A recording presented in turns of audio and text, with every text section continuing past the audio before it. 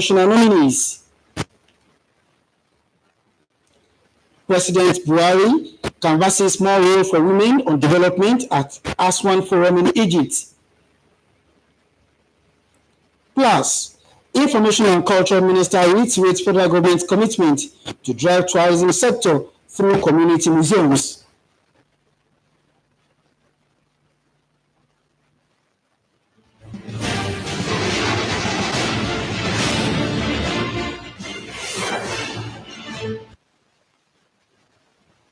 A pleasant evening to you out there, and welcome to Channel 12 News on Nta Abeokuta.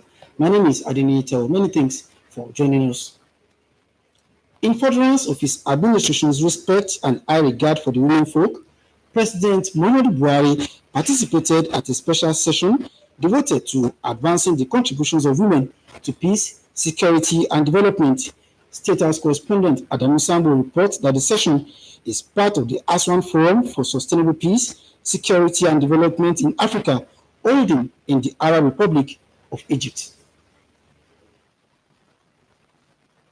Although President Muhammadu Buhari did not speak at the forum, he, alongside other African leaders, listened with rapt attention as the panelists made up of mainly activists harped on the need for women to be taken more seriously. They say women, as a powerful force for sustainable peace and development, need more than just a seat at the table to unleash their potential in critical decision-making towards preventing conflict and sustaining the peace. The panelists, including the former interim president of the Central African Republic, Catherine Samba Panza, are of the view that for the desired results to be achieved, structural barriers to women empowerment and gender equality must be addressed. We take the bold decision to say 50-50. What we mean is critical mass of women in government, so that all of us can be at par. Presidential media advisor Femi Adesina described President Buhari's participation at the session as significant and instructive. When the guns boom, who are the ones that suffer most? Women and children and old people. Therefore, this session talking about the role women can contribute in peace building is very significant. You had different speakers from different parts of the world talking of how women can be involved even in negotiations for peace. So I think it's a very good one that our president was here. He will have a lot to take home about what women can contribute even to resolving conflicts in different parts of the country. Buhari, I think, more than any other president, has done so much to involve women in governance and to also give them very critical roles in his government and in his administration. So that tells you that the president has a very soft spot and the highest respect for women and what they can do and what they can contribute towards the development of Nigeria. The governors of Adamawa and Yobe states speak on their takeaways from the Women's Forum, given their peculiar security situation. In Adamawa, because we know women are the catalyst in peace and sustainable development, we have involved them in almost all aspects of governance. Where I have used them so far, they were able to deliver essentially well to the betterment and advancement of the state in general. And very soon I will also be using them in finance, because I feel even at the national level, they manages the finance very well than men themselves.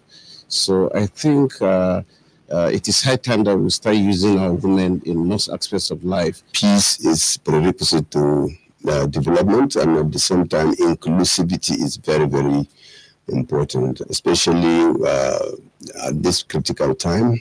The continent is coming together to take a common position on women inclusivity in governance. You cannot develop a society without the participation of women. They are key.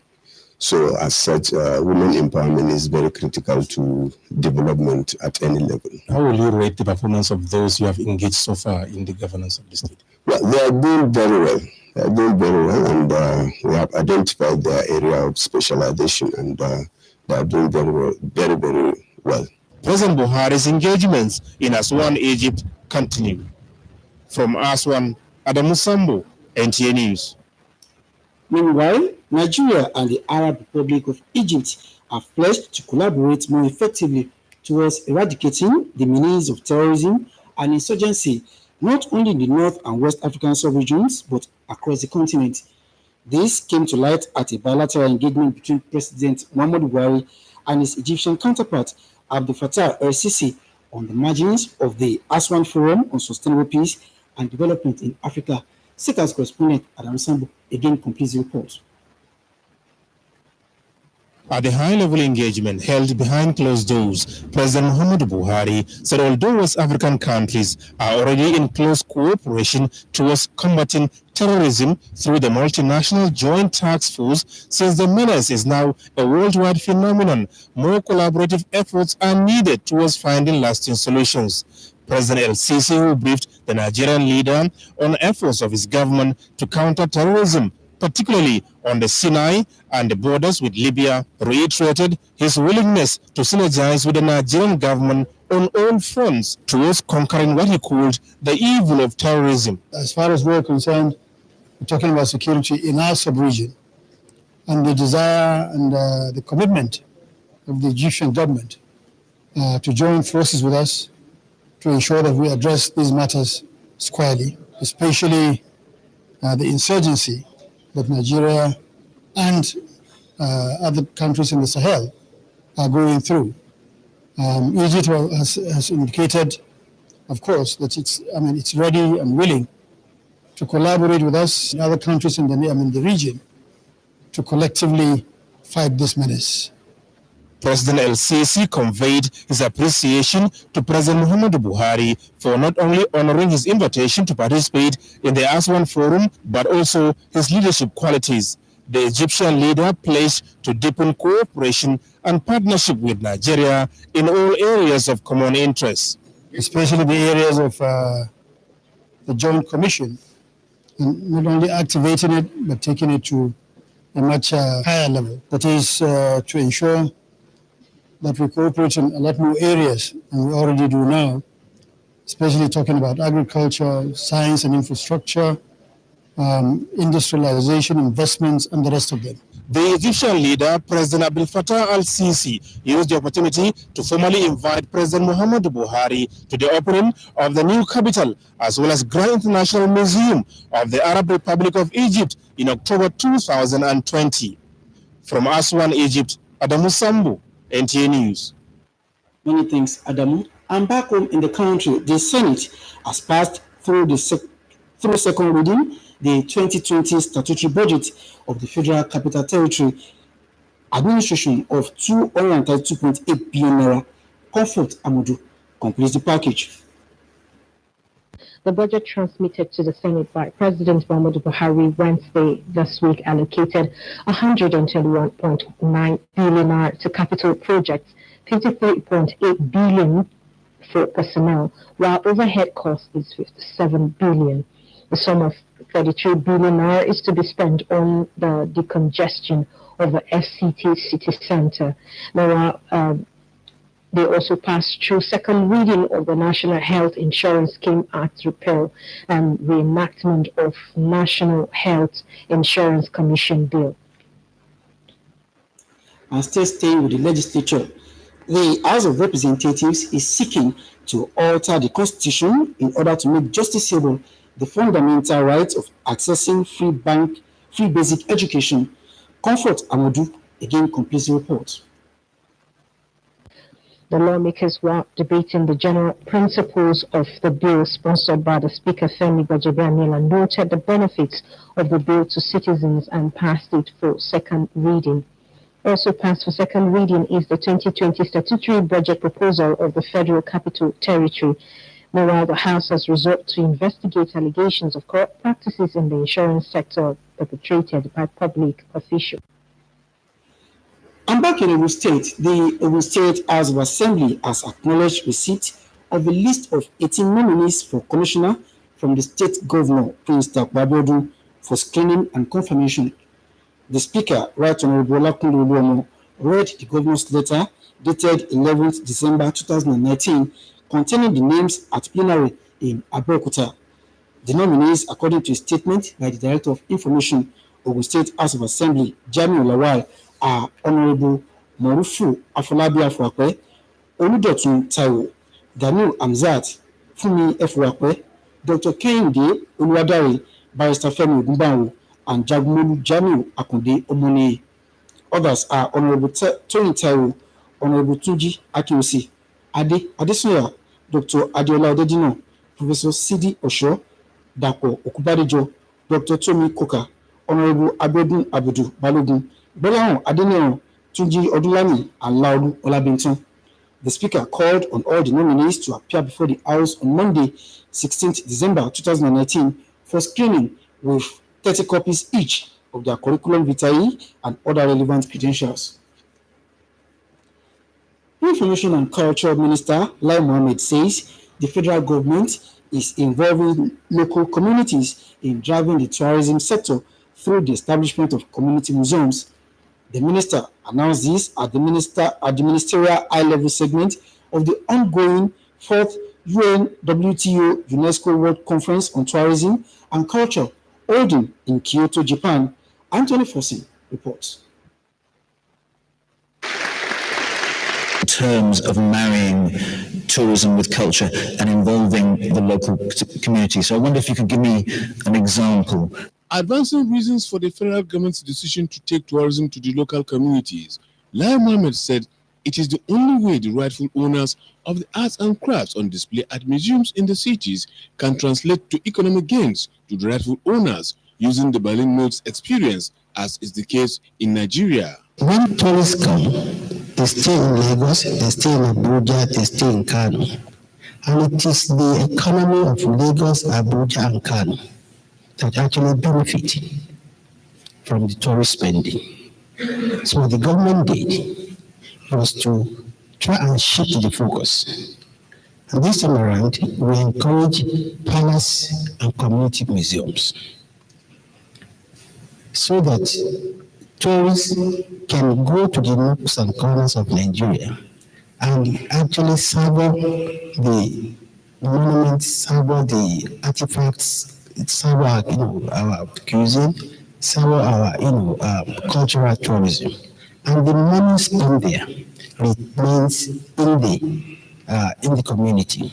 This is how we're trying to balance, and ensure that the money that is spent by tourists actually is retained in the community. With some palaces already turned into museums in parts of Nigeria, the minister said museums will not be limited to the cities, as Lamido of Adamawa, the Emir of Potiskum, and the Oni of Ife have set the pace. We are encouraging palaces and the residences of important chiefs to also have their own museums and get people invited there. Other members of the panel with Nigeria's Minister of Information and Culture were from Cambodia, Croatia, Czech Republic, Ghana, Greece, Guinea, and Japan. And as it was made clear by Lai Mohammed, they equally highlighted the different approaches their various governments have taken to safeguard and promote cultural expressions and support for the development of new and sustainable tourism. From Kyoto, Japan, Anthony Fossen, Nta News. The attention of the Nigerian army has been drawn to a fake video clip circulating on the social media portraying alleged capture and killing of some soldiers by Boko Haram terrorists. Comfort Amadou has details. A statement by the acting director of Nigerian Army Public Relations, Colonel Sagim Hussein, indicates that there was no incident that involved the capture and killing of Nigerian soldiers on the 10th of December 2019, as mischievously and portrayed in the video. The Nigerian Army enjoined the public and personnel of the Nigerian Army to disregard the inciting video concocted by the outlaw IPOB members to instigate disunity among Nigerians. Nigeria is one of the nations in the world with the largest natural gas. However, our inability to properly explore this gift of nature remains the bane of its economy.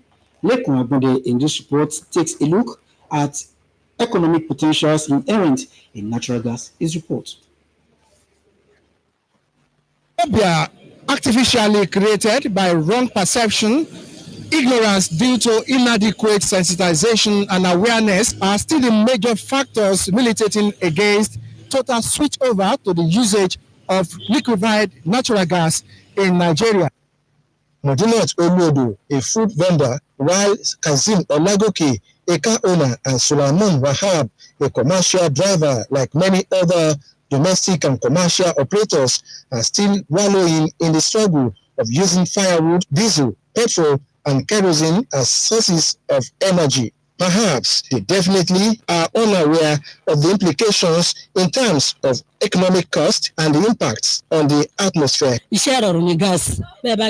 Though gas is easy to use, yet it is still expensive. The way we're brought up, anything gas sounds like explosion. So you'll be like, it might be difficult to relate with. And you have quite a number of where there's been explosion because of gas and everything. And another thing that would create fear in the mind of people is that if it's not factory fitted. Oh no, I don't like. I'm okay with the way you use petrol.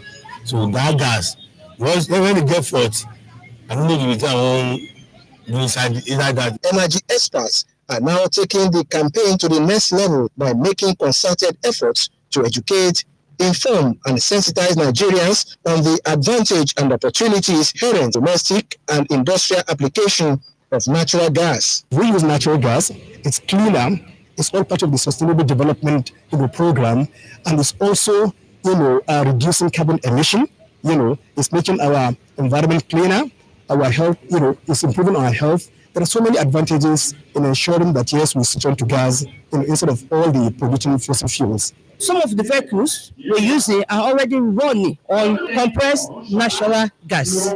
And I can tell you that it's about 50% more cost effective than running on gasoline, which is popularly known as petrol.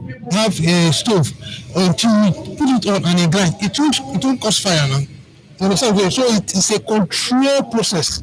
So these are things that we need to send to the public, put it in the public domain, so that everybody will be aware. There's an increase in turnout of people using gas. In Ogun State, for instance, the Department of Petroleum Resources, Abeokuta Field Office, has created a number of platforms to further drive the message home, and in latest, the second AGM, where stakeholders met to discuss. I want people to come on board, know why they have to do the right thing, and do the right thing. We'll be engaging them and we'll continue to engage them. It is, however, pertinent that if the gospel is spread to all Nigerians, and positively influence their psyche, the environmental pollution will be reduced to the barest minimum, and the overall economy of the nation will perpetually be in green. In Abeokuta, Lekon Agbode, Nta News. Many thanks, Lekon Agbode. You are still watching Channel 12 News. We take a breather now, and more reports when we come back.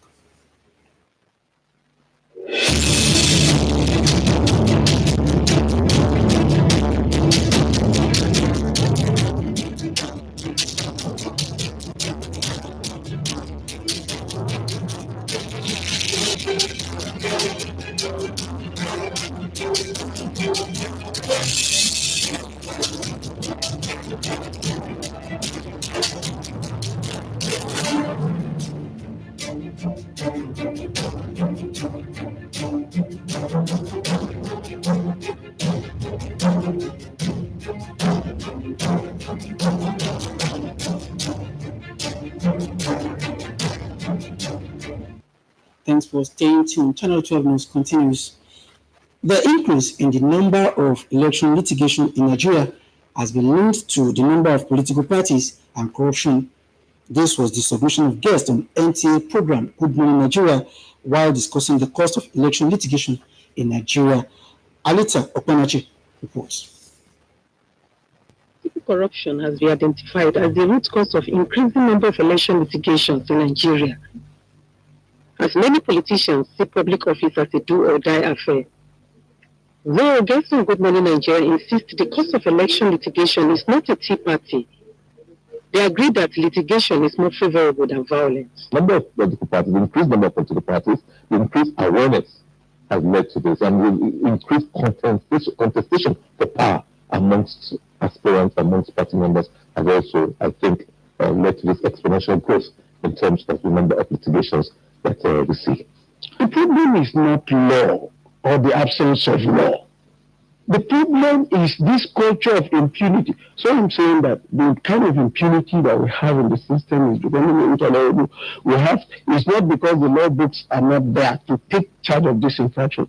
We are the cause. They raise concerns over the huge money spent on election litigations, adding that it is the root cause of corruption in the system.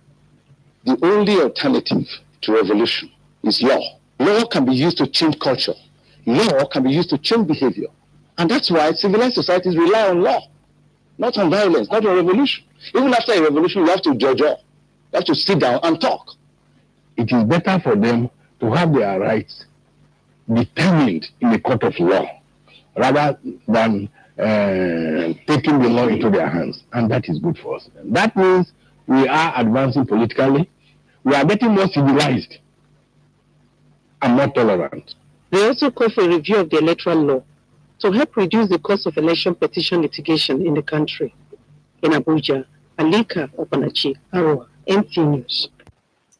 Less than 2 weeks to this year's Christmas festival, the level of patronage of seasonal goods is still on the low side.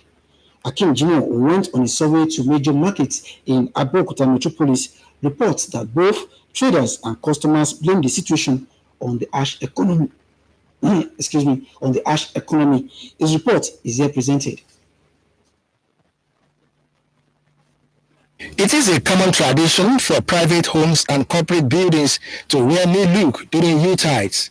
This can be in form of interior and exterior decorations. In the past, customers besieged decoration and gift shops to pick one item or the other for themselves, their family members, and loved ones. As Christmas and New Year festivals are fast approaching, it is surprising that the reverse is still the case. Visits to some gift shops and markets in the metropolis revealed low patronage. What could be responsible for this? The awareness of last year was much than the awareness of this year. And I feel like, okay, maybe because Xmas is still kind of far. Well, we are still hoping to get more customers. Unlike last year, we started selling hundreds and more of hampers. But this year, we are still hoping people to come and patronize us for it. And well, fair enough. We'll say it's been good. But we hope for the best. Not better, we hope for the best. Better than the usual. Nta Abeokuta News crew, however, engaged one of the customers. I stopped over at Kuto and I saw the way people are buying. So people are preparing, at least in terms of buying and selling, buying, shopping for Christmas. But I'm sure when it's maybe a week too and some days too, the shopping rate will be high. Well, what advice do you have in this regard? Anyway, I would advise that when you are shopping, shop reasonably, go for things that you know you need, and also consider your pocket. Majority of the items, including seasonal flowers, decoration items, and hampers, are begging for customers' attention. We actually we pack the size by size. Like, if you can't afford the big one, we have the small one. We have exactly your budget. If you have like 3K, you can still get hamper for 3K and upward. If you want 150K hamper, we have. So it's according to your budget. However, majority of the private and corporate buildings.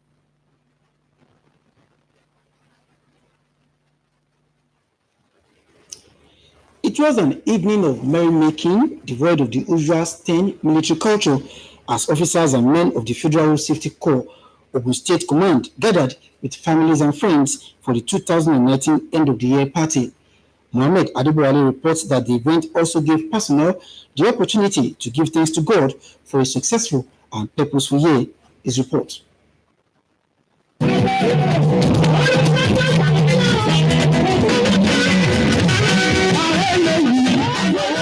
It is quite unusual to see these officers in their casual wears in this merrymaking mood during the week when they are expected to be at their duty post managing traffic and ensuring safety of motorists on the road.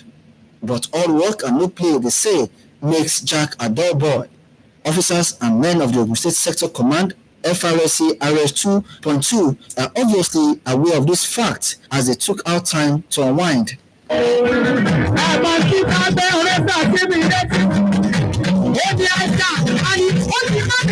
It was an opportunity for regular marshals, who city clubs, as well as special marshals to relax and give thanks to God for the successes recorded in the year and as well take stock of the performance of the command. To show essentially that we are grateful to God and that we are also human beings. We can party, we can laugh, we can dance, and it's not every time we see on the highways. So these are afforded opportunities to pause and take a review, and with the intention that we will serve the public more. Because our aim is that we will not rest on our oars until no more road traffic crashes, no more death on our highways. This recognition and award of excellence were given to outstanding personnel who distinguished themselves while on duty during the year under review.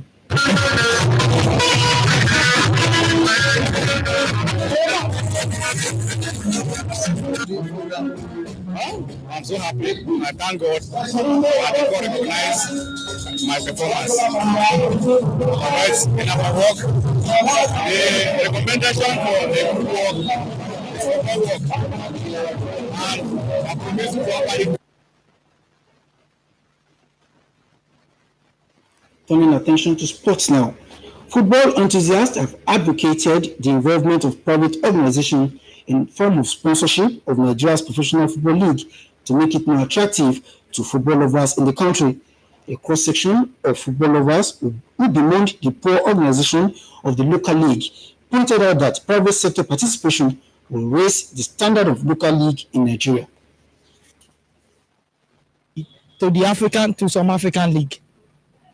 One, on our assess based on the state of the pitch they play. In our NPFL, some of the stadiums they used to play is nothing to write home about.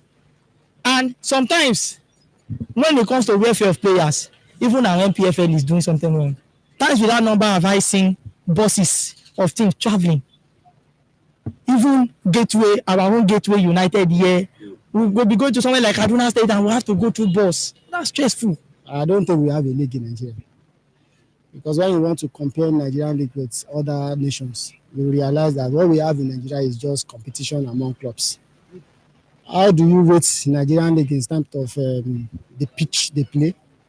How do you rate Nigerian league in terms of even the jersey they wear, even the coaching technicalities, even the players themselves? How do you rate Nigerian league compared to other nations? If you compare Nigerian league with South African league, with Moroccan league that presently run their league on VAR, you will know that what we have in Nigeria is just a joke.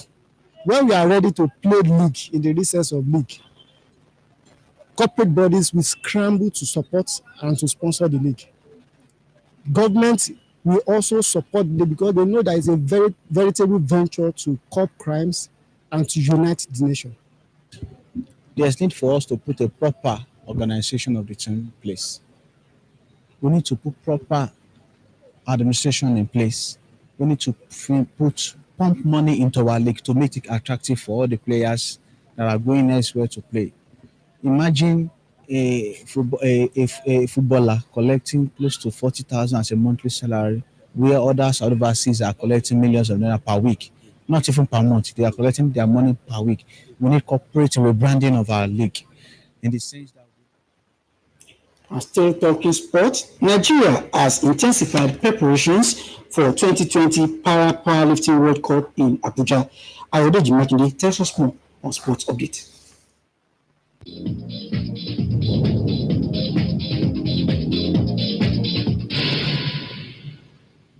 Nigeria's table tennis star Haruna Quadri has set his sight on qualifying the country for next year's Olympic Games in Tokyo.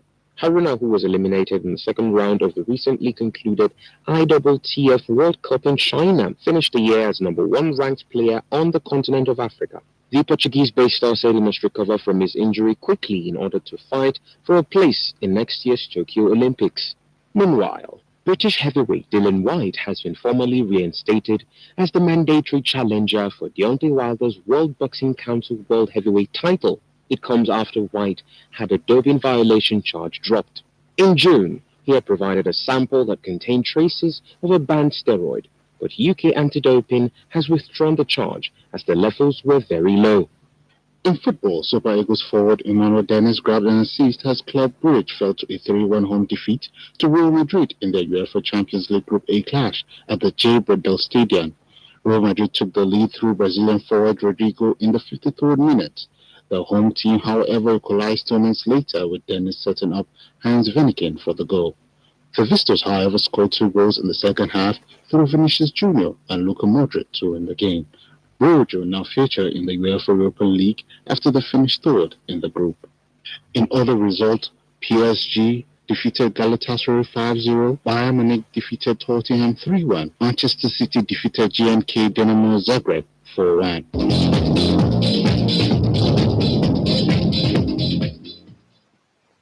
And that bit from the world of sport wraps us our package for tonight. Many thanks for being there. Good night.